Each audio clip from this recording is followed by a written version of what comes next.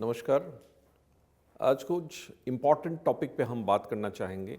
जैसे कि हम ओपीडी में देखते हैं, हर दिन न्यू पेशेंट आते हैं, हर दिन कुछ अजीब सा हमें लगता है, कुछ अजीब सा क्वेश्चन करते हैं जो हमें लगता है कि भाई मतलब कभी कभार जो है लगता है कि हाँ, उनको जानने की हक है इसके बारे में, क्योंकि they are not from medical background, most of the people are not from medical background. और इस तरह की सवाल, इस तरह की क्वेश्चन उनके दिमाग में आ सकता है। तो मैं डेली ये इस तरह की प्रॉब्लम, मुझे लगता है कि हर कोई डॉक्टर एक फेस करता है जो कैंसर ट्रीटमेंट प्रैक्टिस करते हैं। तो मुझे लगा कि इस तरह के क्वेश्चनों का एक जगह एक जवाब दे देना चाहिए ताकि सबको आसानी से इसकी जवाब मिल पाए। बहुत लोगों का ये है सवाल कि भाई हम तो बहुत यंग हैं, बट कैंसर तो बहुत ही ओल्ड एज का बीमारी है, बट हमें कैसे हो सकता है। It is not true, it is not true.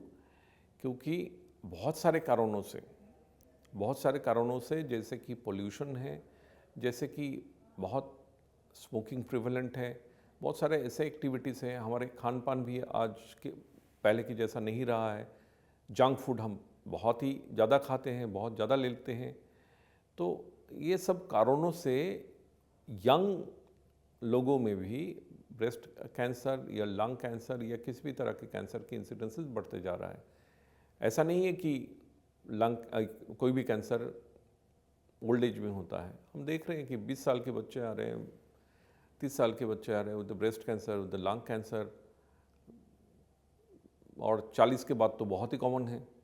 मतलब 20 में भी लोग ऐसे आते हैं जिनका ब्रेस्ट कैंसर हो रहा है, जो अनमेरिड है, जिनका मैरिज नहीं हुआ है, बहुत ही अर्ली एज है, और इस तरह की हर तरह की कैंसर लेके आ रहे हैं। ऐसा कहना बिल्कुल गलत है, या ऐसा सोचना बिल्कुल गलत है कि cancer is disease of old age. ऐसा नहीं होता है। दूसरा एक बहुत ही इम्पॉर्टेंट सवाल लेके वो, और बहुत ही मुझे जो लगता है कि इस तरह की वहम में बहुत लोग ट्रीटमेंट भी डिले करते हैं कि भाई हम बायोप्सी कराएंगे तो कैंसर बढ़ जाएगा, या सर्जरी कराएंगे तो कैंसर बढ़ जाएगा, कैंसर स्प्रेड हो जाएगा। ऐसा बिल्कुल भी नहीं है। अगर आप बायोप्सी नहीं करेंगे, क्योंकि आज की डेट पे है प्रिसिशन मेडिसिन की युग। प्रिसिशन मेडिसिन, पर्सनलाइज्ड मेडिसिन, हर एक लंग कैंसर एक नहीं है, हर एक ब्रेस्ट कैंसर एक नहीं है, हर एक प्रोस्टेट कैंसर एक जैसा नहीं है, हर एक कोई अलग है। कुछ ब्रेस्ट कैंसर में हम टैबलेट से भी इलाज करते हैं, कुछ ब्रेस्ट कैंसर में हम सिर्फ सर्जरी करके, कोई और केमोथेरेपी रेडिएशन का कोई ज़रूरत ही नहीं होता है। कोई ब्रेस्ट कैंसर ऐसे भी होते हैं जिनका स्पेसिफिक हार्मोन थेरेपी से ही ठीक हो जाते हैं। तो इट इज़ हर एक के लिए अलग है वो। तो आपको कैसे पता चलेगा वो अलग है? पर्सनलाइज्ड मेडिसिन आप कैसे दोगे? प्रिसिशन मेडिसिन आप कैसे डालोगे? क्योंकि आप जब बायोप्सी करोगे तो उसी पे आप मोलिकुलर टेस्टिंग करोगे, 10 तरह के मोलिकुलर टेस्टिंग होगी, तभी पता चलेगा कि भाई which is the best medicine for you, तभी आपको दिया जाएगा। तो बायोप्सी के बिना तो ये सब हो ही नहीं सकता। आपको कैसे स्टडी करेंगे? तो और जो लोग ट्रीटमेंट के बाद, कैंसर के इलाज के बाद 15 साल 20 साल लॉन्ग सर्वाइवल है जिनका, हर एक का बायोप्सी हुआ है। तो अगर बायोप्सी के कारण अगर डिजीज स्प्रेड हो जाती, लोग मर जाते, तो ऐसा नहीं होता ना फिर। So it is not true. फिर कुछ लोगों का ये सवाल है कि भाई शुगर क्या बिल्कुल बंद कर दें हम खाने में, क्योंकि शुगर से कैंसर बढ़ता है, शुगर फिट करता है कैंसर सेल को। ऐसा नहीं है। ऐसा नहीं है कि आपको बिल्कुल बंद करना चाहिए, क्योंकि आपके नॉर्मल सेल को भी शुगर चाहिए। तो आप बिल्कुल बंद कर दोगे, नॉर्मल सेल को क्या मिलेगा फिर? तो ऐसा नहीं है कि आपको बिल्कुल बंद करना चाहिए, बट ऐसा भी नहीं है कि आपको बहुत ज़्यादा एक्सेस भी लेना है। तो एक बैलेंस, जैसे भी पहले आपका था वैसे ही बैलेंस मेंटेन करना है। बहुत ज़्यादा भी नहीं लेना है, जो आपका नॉर्मल इंटेक था शुगर का वही इंटेक मेंटेन करना है। हेल्दी डाइट पे जाना चाहिए। Even refined sugar is bad for anybody, not only cancer patient, it is bad for anybody. कोई भी बंदा हो, उनके रिफाइंड शुगर ज़्यादा लेंगे तो उनको दिक्कत आएगा ही। तो that is not ideal. Refined sugar की जगह बहुत सारे ऑल्टरनेटिव है, नेचुरल ऑल्टरनेटिव ऑफ शुगर भी है। बहुत सारी चीज़ें आप कर सकते हैं, ले सकते हैं। तो और ये भी गलत है कि बिल्कुल शुगर बंद करना है। बिल्कुल शुगर बंद करेगा तो नॉर्मल सेल भी उनका इफेक्ट में आ जाएगा। तीसरा ये है कि भाई cancer runs in families. Familial lung cancer की रिस्क 5 से 10% से ज़्यादा नहीं है। 90% कैंसर फैमिलियल कारण से नहीं होता है, दूसरे कारणों से होता है, जो हमें पता है कि एनवायरमेंटल कॉजेज़ है, मेनी कॉजेज़, एंड इनफैक्ट बहुत सारे बात ऐसा भी होता है कि हमें नहीं पता होता है कि कैंसर क्यों हो रहा है। Cancer is not curse of God, अपना अपना कोई कर्म की पाप नहीं है वो कि कैंसर इसके कारण से हो रहा है। Cancer is mainly because of your lifestyle, mainly because your, जैसे कि लोगों को पता है कि स्मोकिंग करते हैं, बीड़ी पीते हैं, सिगरेट पीते हैं, ड्रिंक करते हैं, मीट जो है, जो प्रोसेस्ड मीट है ज़्यादा लेते हैं, तो इनका रिस्क ऑफ कैंसर ऐसे ही बढ़ता है। बिकॉज ऑफ पोल्यूशन ऑल्सो, अगर दिल्ली की पोल्यूशन में आप दिल्ली का हवा में सांस ले रहे हो, वैसे ही आप 10-15 सिगरेट डेली पी रहे हैं, it is equivalent to smoking 10 to 15 cigarettes daily. तो ये सब कारणों से कैंसर बढ़ता है। कैंसर इज़ नॉट शॉप, और ऐसा भी नहीं है कैंसर रन्स इन फैमिलीज, क्योंकि फैमिलियल कैंसर की रिस्क जैसे कि मैंने बताया कि 5 to 10% है, इससे ज़्यादा फैमिलियल कैंसर की रिस्क नहीं है।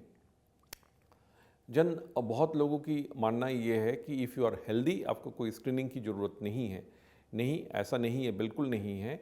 हेल्दी लोगों को ही स्क्रीनिंग की ज़रूरत है। जैसे कि हम स्क्रीनिंग क्यों कराते हैं? Because of early detection. ऐसा नहीं है कि आप स्क्रीनिंग कराएंगे तो आपको कैंसर कभी नहीं होगा।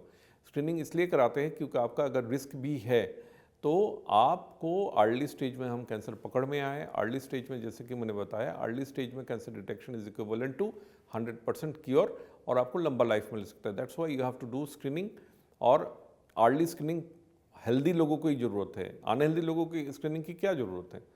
वो तो हो ही गया, दिक्कत तो हो ही गई, तब तो स्क्रीनिंग का कोई मतलब नहीं होता है। Then another common myth is that कि भाई हम पहले तो अगर कुछ हुआ है तो हम देसी दवाई करेंगे, आयुर्वेदिक दवाई करेंगे, एलोपैथिक पे नहीं जाएंगे, उसका साइड इफ़ेक्ट होता है, ये होता है। भाई देसी दवाई का ऐसा कोई एविडेंस साइंटिफिक नहीं है कि देसी दवाई से आपका बीमारी ठीक हो जाती है।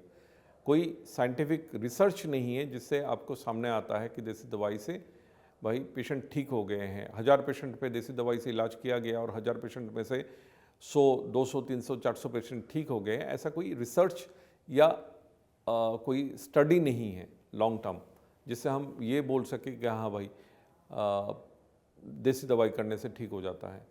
बहुत लोगों की ये मानना है कि वेट एंड वॉच हो गया है तो अपने आप ठीक हो जाएगा, बॉडी विल टेक केयर। ऐसा भी नहीं होता है, ऐसा कुछ नहीं होता कि बॉडी विल टेक केयर, अपने आप ठीक हो जाएगा। ये भगवान का वो है, अभिशाप है, ऐसा करके कुछ नहीं होता है। भगवान का अभिशाप कुछ नहीं होता है।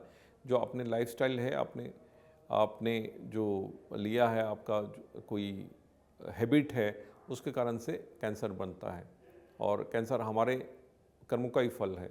जैसे कि मैंने बहुत बार बताया कि main causes of cancer is smoking, alcohol, environmental pollution, environmental exposures. कुछ जॉब भी ऐसे होते हैं जिससे एक्सपोजर ज़्यादा होता है तो उससे भी कैंसर का रिस्क बनता है। सो दीज आर मतलब जो मिथ है, कॉमन मिथ है। अब 2026 में मैं नया मैसेज क्या देना चाहूँगा? मेरा मैसेज ये है कि जो अलर्ट है वही सबसे बड़ा प्रिवेंटिव मेजर है। Alertness is the preventive. आप अलर्ट हो, तुरंत कुछ भी छोटा सा आपकी सिम्टम है, तुरंत चले गए और आपको बहुत ही अर्ली स्टेज में पता चल गया, बस सर्जरी करके ठीक हो गए। हम हर हफ्ते 2 हफ्ते में 1-2 पेशेंट ऐसे मिलते हैं जिनका बहुत ही अलर्टनेस ने कारण बहुत ही अर्ली स्टेज पे डिजीज़ पकड़ में आ गया और सर्जरी से ही ज़्यादातर केसेस में वो क्योर हो गए। उनको आगे चल के ना केमोथेरेपी लेनी पड़ी, ना रेडिएशन की ज़रूरत हुआ। तो they have a very long and happy life. दूसरा ये है कि cancer screening is very important for early detection. Early detection is equivalent to cure. तो ये चीज़ें हमें ध्यान में रखना है और बहकावे में नहीं आना है। कुछ भी होता है, आपको कोई सिम्टम है, कोई दिक्कत है, आपको टाइम पे जाके डॉक्टर का सलाह लेना चाहिए, डॉक्टर की कंसल्टेशन करना चाहिए। आपको ये आशा में नहीं रहना चाहिए कि हम देसी इलाज कराएंगे या कुछ और करेंगे तो हम ठीक हो जाएंगे। ठीक नहीं होते हैं। ज़्यादातर उसमें प्रॉब्लम बढ़ के फिर आप जब जाओगे तब बेस्ट ऑफ द डॉक्टर्स भी आपको कुछ नहीं कर पाएगा हेल्प। तो that's all from my side for today. Thank you.